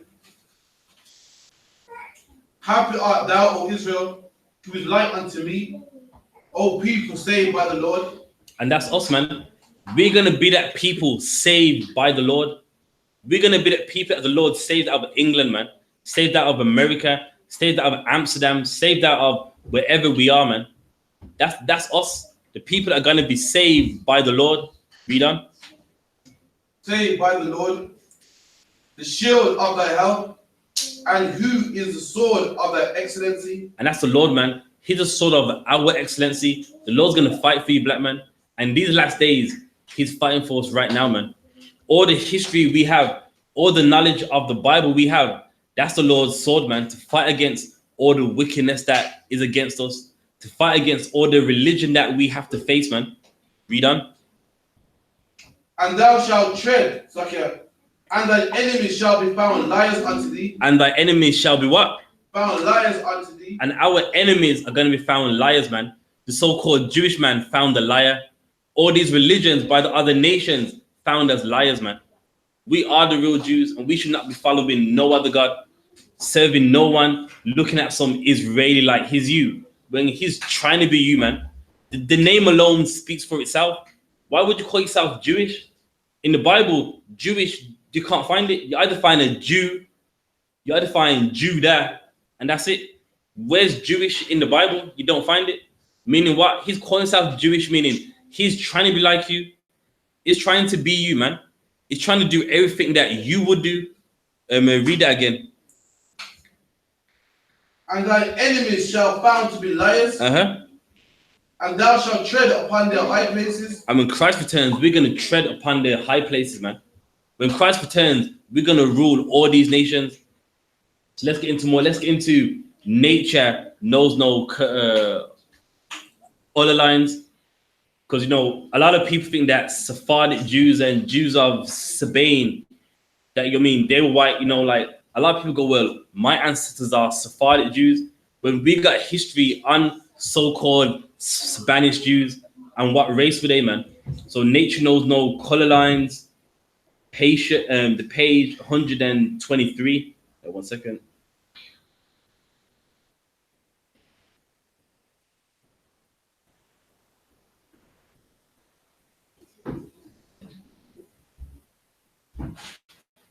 One second.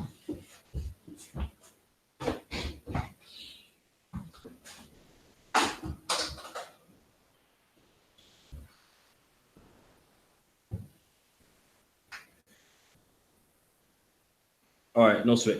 I've highlighted two parts of it. Just page 123, the pink highlight part and the yellow one.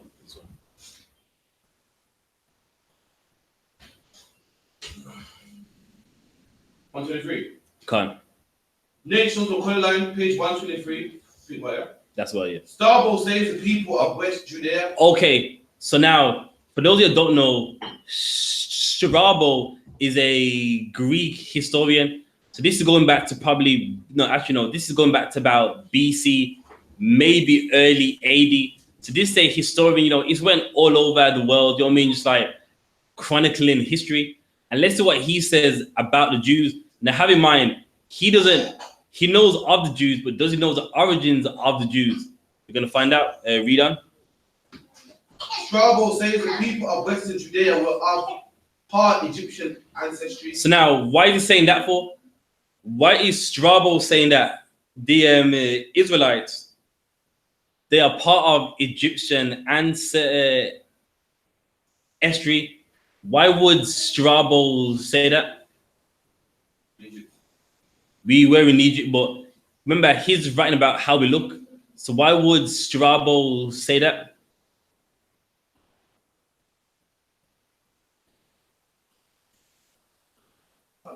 Repeat it again.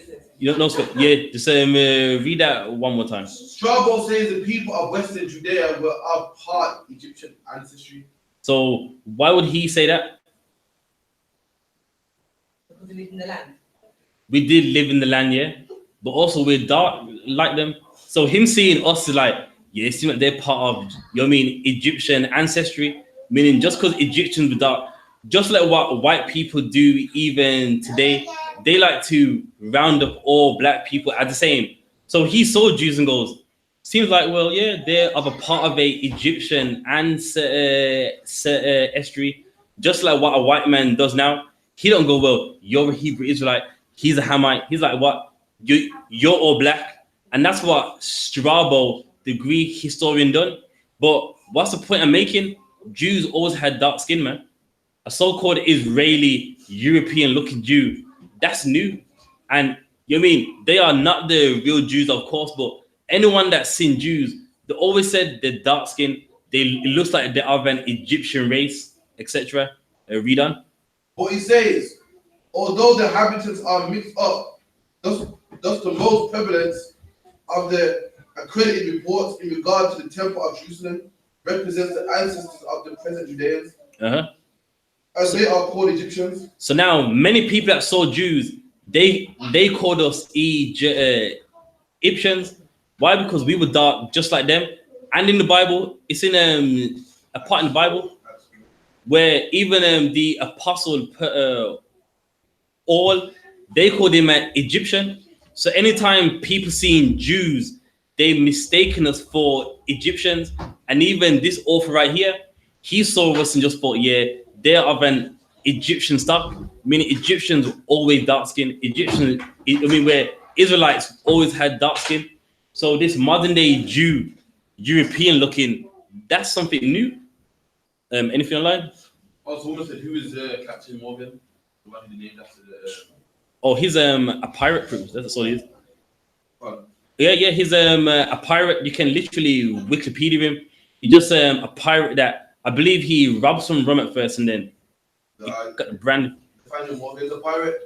The laptop, and then they use him to catch other pirates, and they made him commissioner of the country. Okay, fair enough. But yeah, he's a man that did exist, and yeah, his name's on the rum. Wise again is a pirate that got locked up. Captain Morgan, the pirate that got locked up, and then because they're a pirate, they used him to catch other pirates, and he became governor of Jamaica. Okay, fair enough. But yeah, I mean that information is accessible as well. Yeah, just read on.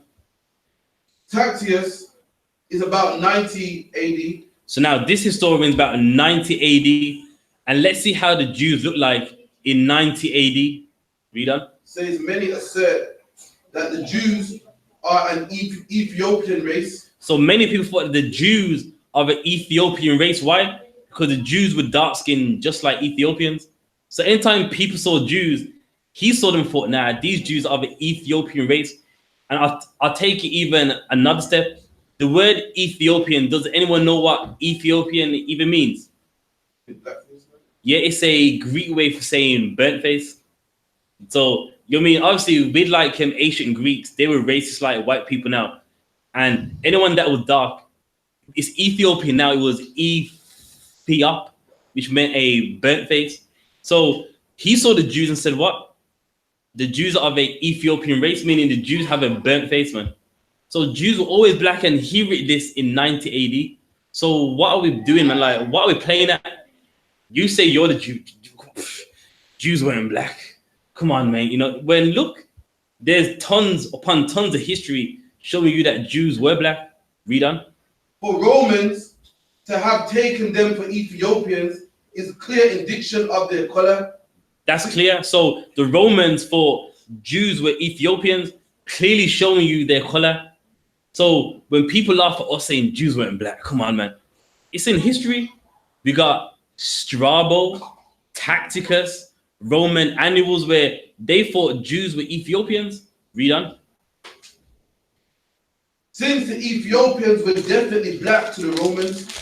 Definitely. All right, read the other part.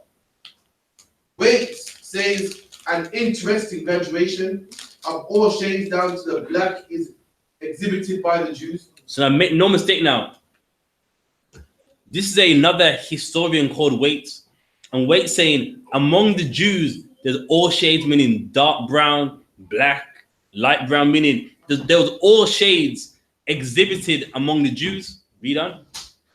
Especially dark were the Jews of Spain and Portugal. So make no mistake, the Jews that lived in Spain and in Portugal, they were black. Especially them Jews that lived in those countries right there. Read on. The Portuguese Jews were very dark. What did Waite say? The Portuguese Jews were very dark. So this historian Waite said the Jews of Portugal, they were very dark. So the so-called Sephardic Jews, they were very dark. So when some Israeli man goes, no, I'm a Sephardic Jew, I was in Spain. Well, those Spanish and the Portuguese Jews, they were very dark. They don't descend from them either, man. That's a lie. Read on. Says Pritchard, the Duchess of the Arbitrant's wife of Napoleon, ambassador to Portugal, said that the Jews, the Negroes, and the Portuguese could have been in a single person. Yeah, so the Jew and the Negro, they could be seen as a single person. Meaning the Jew and the Negro look the same, man. Why? Because the Jew is the Negro, and they're saying like, damn, like a Jew and a Negro, they look the same. So how can someone say Jews ain't black? But there's many accounts of them, and people are saying the same thing, man. Mm-hmm.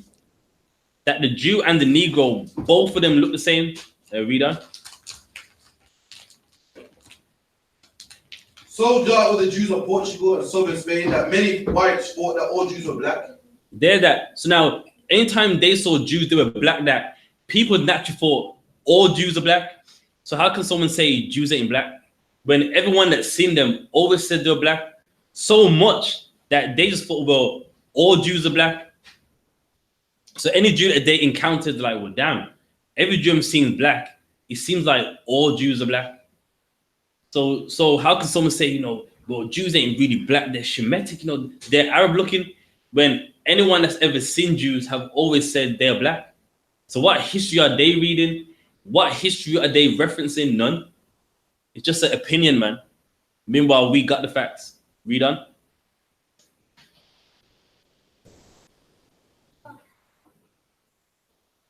Jews were black. Many of the Jews who were banished from Portugal by John II. Yeah. If you skip a few pages, it gets to it. Settled in the West Indies. There's now many Jews that got expelled from Spain and Portugal. They settled in the West Indies. Now we're gonna find out something. Read on. John Bigelow, who visited Jamaica in the 1850s, saw the descendants of these Jews. So now in the 1800s, he went to Jamaica and saw the descendants of the Jews, meaning he saw your ancestors in the West Indies, in Jamaica. Read on. And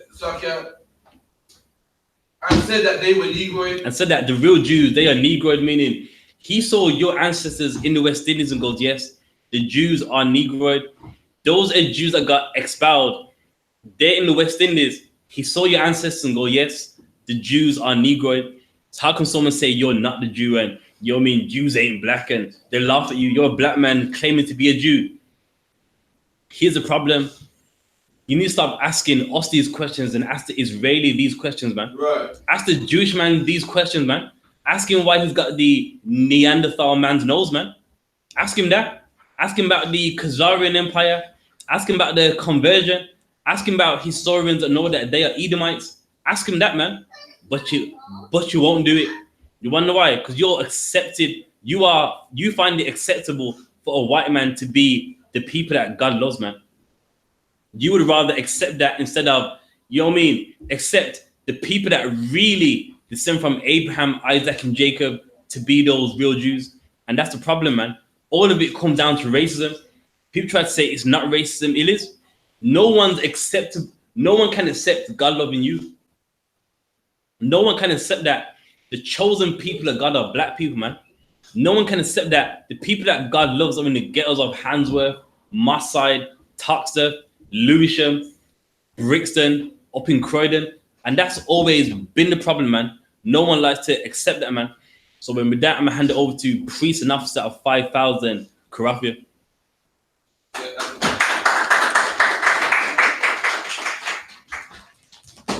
With the I.S.U.P.K started at 1 West, 1 to the Bishop of New York, and the Commander General GEN.YAHANNA. Rule for new brother and sister. When a new brother and sister come to school, they are asking us for 6 months. They are to be saluted only. They are to be shared. They are to hear shed out of the world. It's a need transportation. The teacher will arrange it. After 6 months, if a brother or sister has an interest in a particular person, he or she must get permission from the head to speak to a brother or sister. In another 6 months, which brother and sister will call each other. After this 6-month period, the brother and sister will get permission from the head to marry. Tithes, which is a commandment, Numbers 18:21, Malachi 3:8-10. We 10 for the Hebrew Ma'ashra, 10% of every penny of any increase the Lord gives you. Give to the treasury department or the teacher. Priest money not mandatory whatsoever amount you like to give. Upcoming holy convocations is first fruits. All access to the bulletin board in the hallway and check all I.S.U.P.K social media. If anyone wants to be trooping in school, start wearing all black, blue shirt, pants, headband, and headscarf. Down in Madam. Right, face east. We'll start with the Lord's Prayer. And it reads, Abanawa, Shabbat Shemayim, Padash, Hayah, Shamkar, Yahweh, Balak Taba'ah, Ratazaka, Hayah, Aisha, Baratazah, Kawar, Hayah, Bashemayim, Nathanawa, Lakam, Cow, Yuwam, Wasalaknawa, Kabawafnawa, Kasalaknawa, Kabawafinawa, Wala'a. Wala'a. Tabi'ainawa. Banasayawan. Banasayawan. Abal. Hawashainawa. Hawashainawa. Mayan. Mayan. Rai. Kaya. Kaya. Laka. Laka. Hamalakwa. Hamalakwa. Waha'ala. Waha'ala. Wahafapara. Hafapara. Aiwalamya. Amen. And in the English, our Father, which art in heaven, hallowed be thy name. Hallowed be thy name. Thy kingdom come. Thy will be done. Thy will be done. In earth. In earth. As it is in heaven. As it is in heaven. Give us this day. Give us this day. Our daily bread. Our daily bread. And forgive us our debts. And forgive us our debts. As we forgive our debtors. As we forgive our debtors. And lead us not. And lead us not. Into temptation. But deliver us from evil. For thine is the kingdom. And the power. And the glory. Forever. So be it. And the prayer for the power of the Yahweh. Ba'ashem Yahawashi. Baruch Shah. The thunder now. Haka. Larapa'ah. Kal Makala. Bukal Madawa. Haka. Lata'ah. Hamatazarayim. Haka. Lahakwiyam. Hamafiyam. Haka. Arakawa. Hatama Allah. Lagarashan. Ba'ashem Yahawashi. Wala Aman. And in the English, Yahweh. In the name of Yahawashi. Please give us the power. Please give us the power. The power to heal.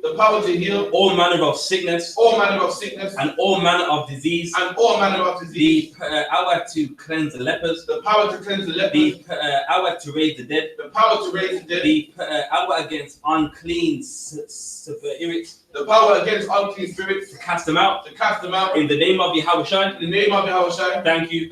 So be it. And the blessings. Barakatah Yahweh. Wa Yahawashi. Wa Mayaka Allah. Wa Alahayim. Batazabi'ah. Ala-Wap-Yahanna. Ha Ha-Ala-Wapyam. Ha-Saranyam. Ha-Kwatazayanyam. Ha-Kaliyanyam. Wa-Akwafyam. Yahweh. Wa-Hashem Yahawashi. Wa-Aman. And in the English, bless you, Yahweh. And Yahawashi. And Michael. And the angels. Commanding General Yahanna. The generals. The captains. The officers. The troopers. And the sisters. Yahweh. In the name of Yahawashi. Thank you. So be it. The curses. Blessed are you, Yahweh. King of heaven and earth. And all things living. Yahweh. In the name of Yahawashi. Listen to us now. Right now. Send evils and curses. And punishments and destruction. And death. Unto the heathen. That speak against us. Thy prophets. The teachers. The princes. The priests. The Israelite brothers. And the school. Send evils and curses. And punishments and destruction. And death. Unto the heathen. And shake loose the pockets. Of the rich of Israel. That refuse to give to the school. Force their riches. To enter into thy sanctuary. Send evils and curses. And punishments and destruction. And death unto the Edomites. And the nations. And the drug dealers. The court system. The prison system. Planned Parenthood. All the governments of our enemies. Amalek synagogues and armies. The Roman Catholic Church. The Pope. Islam. Christianity. Egypt. Militia. Ku Klux Klan. Aryan Asian nation, skinheads, Pasikomatazzi, the gay movement, the lesbian movement, spies, workers of witchcraft, NASA space programs, Army, Navy, Air Force, Marines, Wall Street, open up the internet, and the airwaves, the cable access channels, and the radio channels, convict the spirit of any of thy people that seek to stop us, and bring swift death to all the heathen that stand in the way, or try to stop us from broadcasting your words throughout the planet Earth. Let loose all the terrorists, cause them to go to and fro through the earth and destroy. Call the terrorists to come against America and against the UK and destroy them in their strongholds. Let America shake. Let the UK shake at the hands of the terrorists. Let Yahweh shine. Michael and Gabriel come down with the flying saucers and kill all the heathen that come up against us as we speak thy word.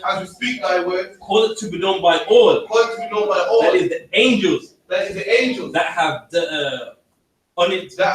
Cause it to be spread through the media throughout the whole world. Cause them to shake it by coming. In the name of Yahweh. Thank you always. So be it. And bless Israel Yahweh. Ba'ashem Yahweh. Barakanawa. Wayashu'ala. Wahabaya. Sapaya. Barak. The Gordon family, the Bennett family, the George family, the Zimmer family, that's it. Aiden, Rowan, all of Israel. Ba'ashem Yahweh. Wada Aman. And what we said was in the name of Jesus, bless us and the school and Israel, bless your shield, tip our loved ones. In the name of Yahweh, thank you, and so be it. That will give one quick salute to the teacher.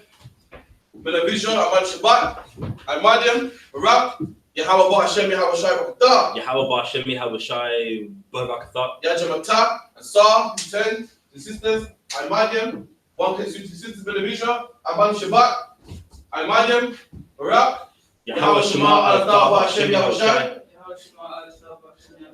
Yajamata, class is missed.